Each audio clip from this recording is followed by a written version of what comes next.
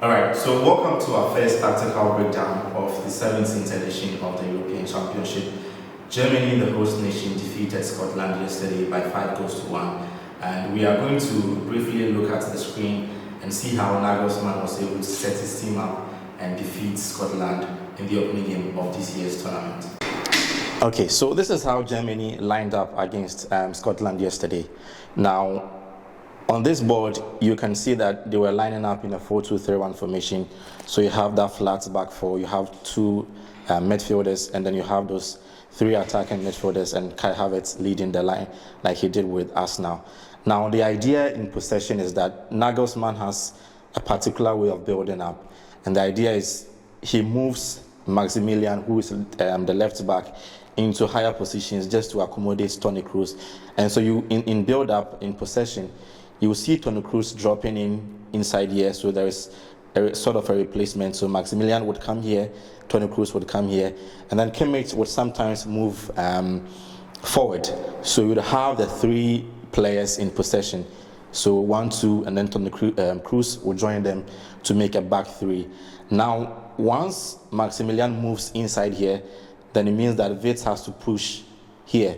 And then the same happens with Musiala. He comes inside here. And there is a reason why Nagelsmann and other positional coaches will do that. We'll look at that very soon. So once Musiala comes inside, Wirtz comes inside, then Kimmich also is providing support from the flanks. Maximilian is doing the same thing here. Gundogan will then come close to Kai Havertz just to provide some support and make sure that they are attacking all the important spaces within the Scotland backline. Now you have the back three, and then this becomes the single pivot for the team. In addition to the back three, you have your rest line that would be able to stop any counter attacks. For most positional coaches, this is how they see the football pitch. So these are 18 divisions of a football pitch.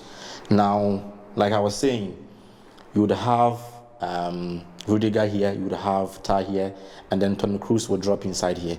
Now, the idea is, if you can see, the zone 14 is labeled as red, and that is the most dangerous part of any football pitch.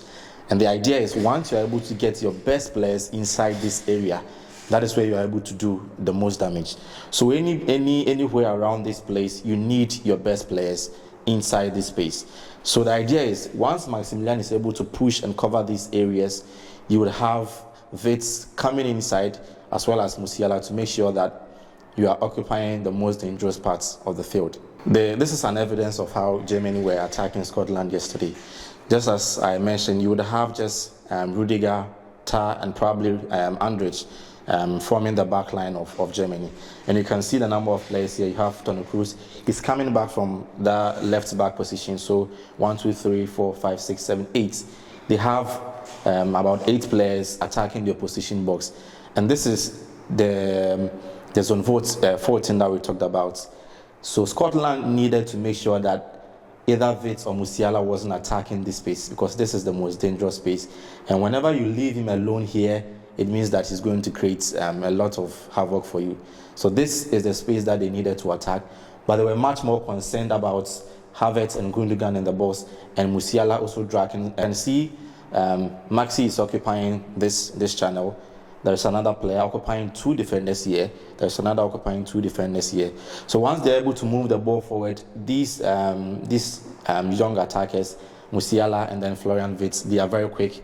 They have nimble feet. They are able to run into. So now, and I'm sure that Scotland probably had watched some of the clips of Wirtz, who had an incredible season at Leverkusen, but I still don't get how they were unable to defend him. If you look at most of the goals that he scored, it was around the same zone 14. So this is one of the goals. You can see this is the exact spot that he scored the first goal against Scotland. So here, even in between 2 defenders, he's able to strike this ball into the higher parts of the net. And then there is another example. The same spot. That's a brief breakdown of how Germany were able to defeat Scotland,